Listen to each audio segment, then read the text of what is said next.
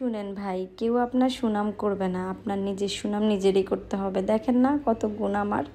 তাই আমি মাংস কাটি, রুটি বানাই, প্লাস আজকে মাংস রান্না করে সবাইকে খাওয়াবো। আর এই পুরো ভিডিওটাই আপনাদের সাথে শেয়ার করব। এটা ছিল ঈদের দিনকার একটা ব্লগ। হ্যালো এভরিওয়ান, আসসালামু আলাইকুম। কেমন আছেন সবাই? আমি যদি পুরো দিনের ব্লগটা একসাথে শেয়ার করে দিতাম তাহলে হয়তো ভিডিওটা অনেক বেশি বড় হয়ে যেত, যার জন্য ছোট ছোট করে শেয়ার করে দিয়েছি। আর এই ভিডিওটা ছিল গরু যখন জবাই দেওয়া হয়েছে তারপরে মাংস দেওয়া হলো। তো এখানে মাংস বসিয়ে দিয়েছে আম্মু, আমি একটু নেড়ে চেড়ে দিচ্ছি, মানে ক্রেডিটটা আমিই নিলাম আর কি। কোনো গুণ নাই, আবার আমি কি কাজ করব বলেন। আর এখানে আমার খালামণি রুটি বানাচ্ছে। এখানে ছিল চালের গুঁড়ির রুটি। চালের গুঁড়ির রুটি ছাড়া মনে হয় যে অসম্পূর্ণ।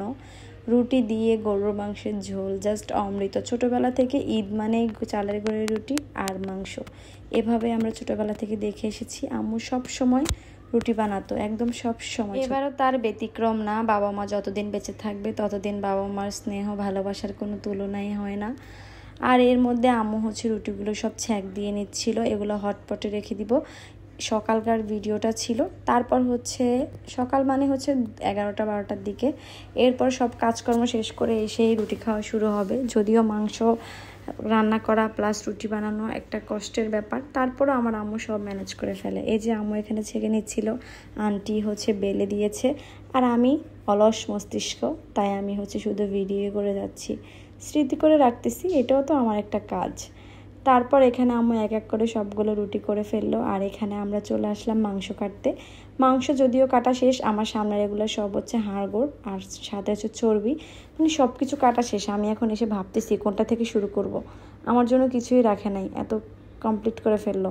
তারপর আমি কিছু ডিশ না পেয়ে এখানে নিয়ে নিলাম একটা হাড়ের থেকে ভাবতেছি একটু মাংস আলাদা করব। সেই অপশানটাও নাই, কারণ এগুলো বের করতে অনেক বেশি ধৈর্যের ব্যাপার।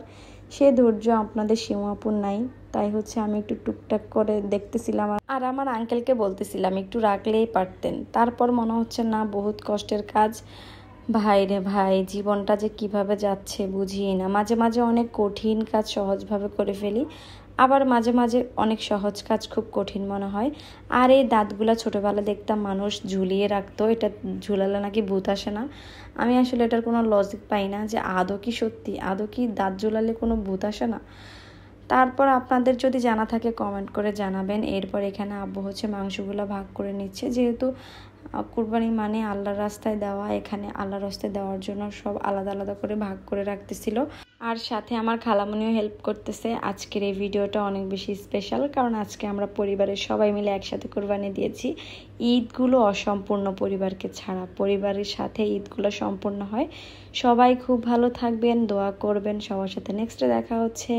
আল্লাহ হাফিজ, আসসালামু আলাইকুম।